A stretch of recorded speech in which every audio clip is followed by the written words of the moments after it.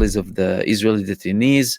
They're planning a big demonstration on the borders with Gaza on Sunday with over 140,000 now signatories. Look at the petitions. We were talking about 1,000 6 days ago. Now it's 140,000. And a massive protest is being planned on the Gaza borders to end the war. Yesterday, we spoke about the Golani Brigade signatories, more pressure coming internally. And there is a limit to how much Benjamin Netanyahu can handle. And there is a limit to how long this can go on for. We always say, this cannot go on forever. The United States doesn't have indefinite time to give Israel. And Israel is, by confirmation from the IDF chief of staff, is unable to reach the objectives of the war because of the shortage that is only increasing.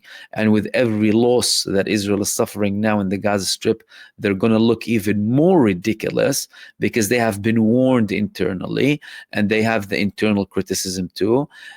And they've had many people calling to reach a ceasefire and to reach an agreement. But that still hasn't happened. Now, moving on to the next thing that I want to talk to you about. Celebrations in the Christian world, and of course in Jerusalem, the holy city, the Church of the Holy Sepulchre. But someone's occupying Jerusalem. Someone's occupying Jerusalem, and that occupation of Jerusalem doesn't really like, well, you know, people praying or celebrating. So these were some of the scenes that came today from Jerusalem.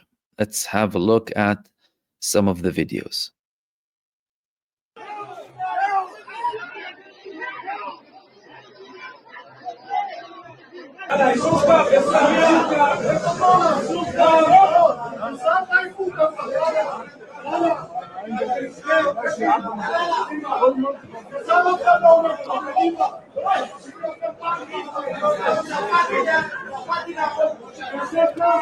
So pushing women, there was another video here, a couple of other videos actually. This was another one of them, pushing women.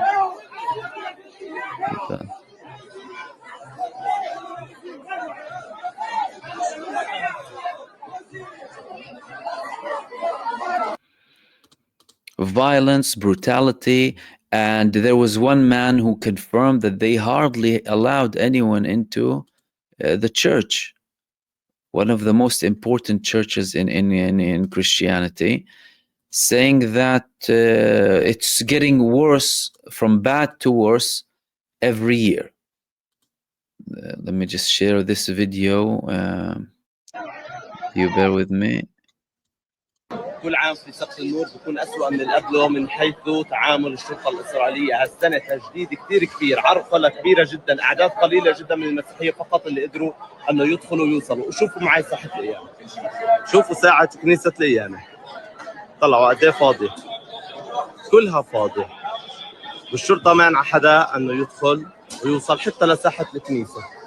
أزقة البلدة القديمة اللي قدر يوصل محشور فيها، والكنيسة من هون فاضية، وجوا الكنيسة لسه في كثير أماكن فاضية اللي بوسع الناس. الشرطة، آلاف الشرطة اللي موجودين هون هم المخدين المكان، هم المخدين المكان.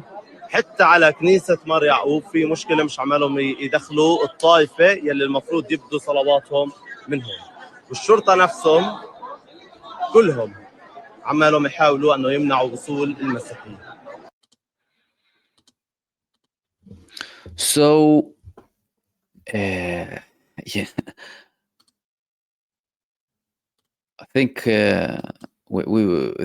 this is a very relevant comment here. Then they say Christians are our friends, and some of them believe. And another guy, one of our other viewers said, the Christians United for Israel comment on this. This is exactly what we need. Christians United for Israel can comment on this. Of course, we know that.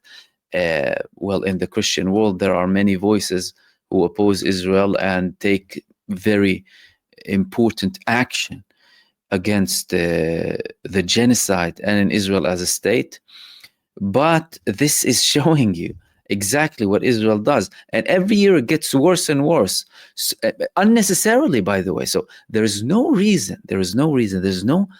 security reason for Israel to have that many forces preventing people to. Why do you want to prevent people from praying?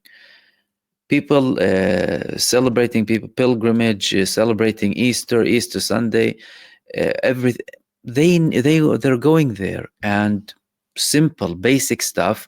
Yet they decide that they need to somehow cause a problem and prevent people from going to pray, something so basic.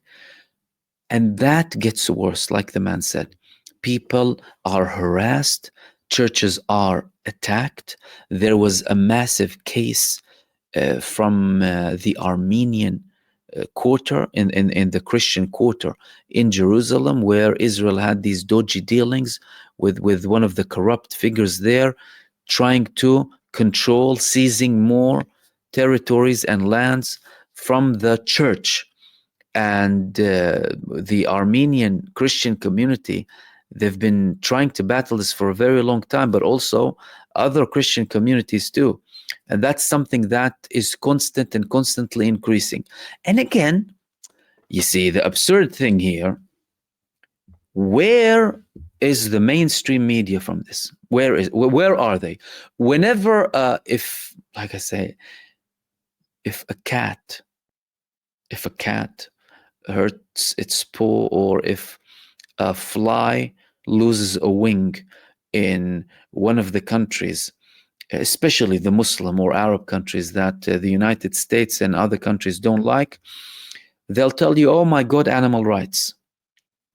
If they see a random incident, and in many cases fake stuff happens, oh, religious minorities, help them.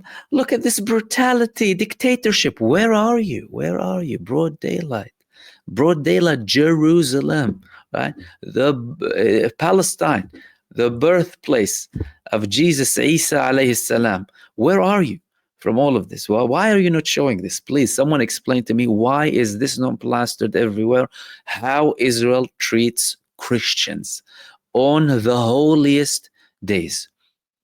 Instead, spewing venom and propaganda and garbage from Zionist Christians who are trying to whitewash genocide and crimes 24/7. This is what's happening in Jerusalem. And what happens day by day, after day, is even worse. They go in, they spit at them, they destroy, symbols and crosses and what have you, talking about religious freedom and all of that, and the only democracy and the enlightened ones, and the list goes on.